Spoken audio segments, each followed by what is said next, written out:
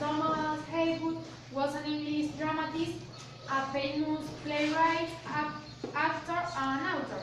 His main contributions were to late Elizabeth and early Jacobean theatre.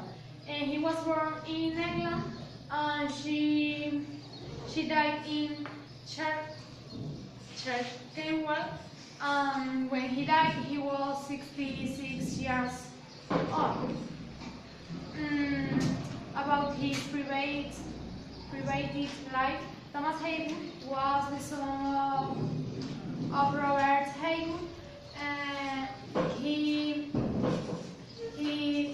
studied in the Cambridge University. That I think that all of you know the Cambridge University. Well, however, he hasn't a degree when he left of the university. He moved to London when his father died.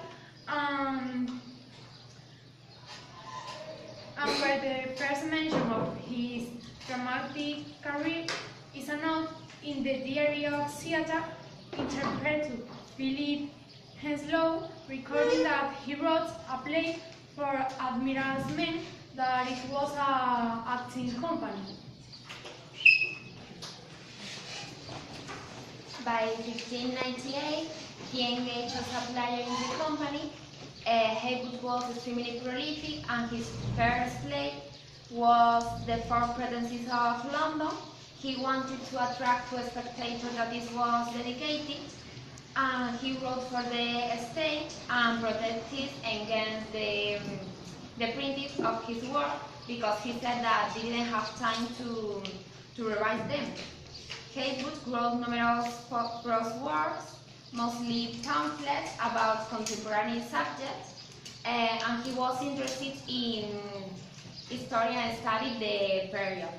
Haywood was enormously popular in his day, and he wrote some books like An Apology for Actor, that this was a book very important, and Charles Lamb described him like a sort of a prose Shakespeare.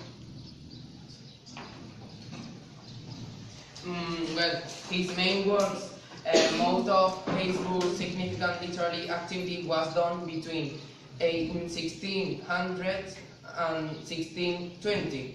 In 1633, in the preface to his play, The English Traveller, he claimed to have had either an entire hand or at least a main finger. In 220 plays. Haywood also produced a number of non-dramatic works, including translation, poems, and pamphlets on various topics. And the most notable of these non-dramatic works is The Apology for Actors, a well-informed response to the criticisms frequently leveled against the drama, like most apologies of the time. Haywood based his defense on the neoclassic idea that art serves a moral function. A woman killed with kindness. Annie Frankfurt is a paragon of grace, is beauty, and all widely virtuous, while her husband John is kindness itself, and is deeply in love with his new wife. All desire well for a long and happy married life. But Sir Frankfurt foolishly takes into his household Sir Wentworth, an improvised gentleman whom he has taken a liking. Sir Wentworth is unable to resist the charms of his friend's wife and persuade her to accept as a lover. Meanwhile, Miss Frankfurt's brother, Sir Francis Acton, quarrels with Sir Charles. Even then, the murder chain with hands over him. One, Cromwell, pretending friendship, offers Sir Charles a sum of money to reward his work. This gift turns out to be merely a ruse to force Sir Charles to sell the estate. When they refuse, Jack cannot return Cromwell's money. He is again put in jail on Ireland. Meanwhile, Sir Francis has fallen in love with Sir Charles' sister, Susan. However, she scorns both his addresses and his offers of help. Although he cannot forward the suite with the lady, Sir Francis plays all Sir Charles' debts and drops the chair on Monday. When investigation shows Sir Charles, to whom he owes his release, he persuades his sister to pay his obligations by offering Sir Francis her honor, never dreaming Sir Francis would accept her as a dowerless bride. When Sir Francis refused to take Susan, except as a wife, she is fain to relent and love him for his generous spirit. Thus, the two families are reconciled. Meanwhile, of course, Master Frankfurt discovers his wife's infidelity and banishes her from his side to one of his manors several miles away. Here he has all the material comforts, but stares herself to death in remorse.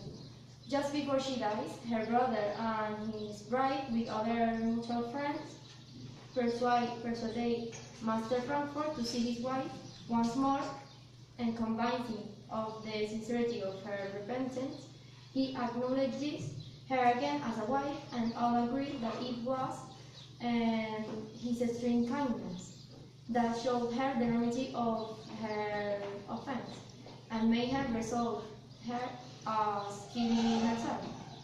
As a final taking of esteem, her husband promised a tribute of his forgiveness on her gravestone.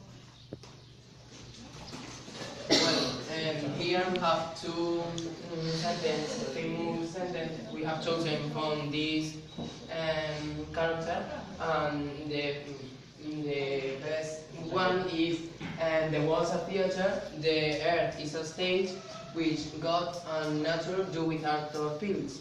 And do you understand the sentence? No. More or less? Well, the world is a theater. And what don't you understand? With you, huh? Que, bueno, el mundo es un teatro, ¿no?